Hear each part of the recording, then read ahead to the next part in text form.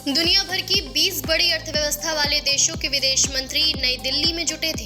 भारत की डिप्लोमेसी के लिए ये परीक्षा की घड़ी थी कि बैठक का अंत सबकी सहमति से एक साझे के साथ हो, लेकिन यूक्रेन संकट के कारण ऐसा हो न पाया। इस साल भारत की अध्यक्षता में G20 देशों के मंत्रियों की ये दूसरी बैठक है।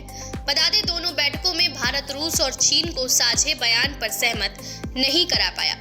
इस बार भी रूस और चीन साझे बयान के 2 पैरे से सहमत नहीं थे। इन दोनों पैरे में यूक्रेन पर रूसी हमले की बात थी। बता दें, भारत के विदेश मंत्रालय के प्रवक्ता ने कहा कि बयान में यूक्रेन संकट पर वही बात कही गई थी जो पिछले साल इंडोनेशिया में हुए G20 समूह में कही गई थी।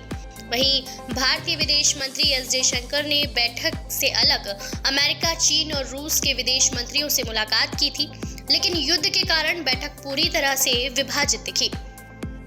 बता दें, भारत की कोशिश थी कि यूक्रेन संकट में पश्चिम और रूस के बीच सेतु का काम करे। खैर, साझे बयान पर सहमति तो नहीं बनी, लेकिन नई दिल्ली में रूस और अमेरिका के विदेश मंत्रियों से मुलाकात हुई, लेकिन इन दोनों मुलाकातों में कोई बात नहीं बन पाई। बता दें, ये मुलाकात करीब 10 मिनट तक चली थी। लेकिन क्या G20 की 2 बैठकों में साझे बयान पर सहमति ना बनाना मोदी सरकार की डिप्लोमेटिक नाकामी है? कई देशों में डिप्लोमेट रहे सुरेंद्र कुमार मानते हैं कि यूएस और यूरोप को भारत इस बात के लिए नहीं मना सकता कि वो यूक्रेन पर रूस की बात मान ले, और रूस को भी नहीं मना सकता कि ये युद्ध खत्म कर दे। बता दें, भारत के सामने अब ये चुनौती है कि G20 में कैसे सहमति बनाए।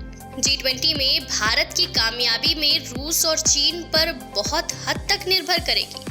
चीन के साथ भारत के रिश्ते ठीक नहीं हैं और यूक्रेन पर हमले के बाद कहा जा रहा है कि रूस और चीन की करीबी भी बढ़ गई है।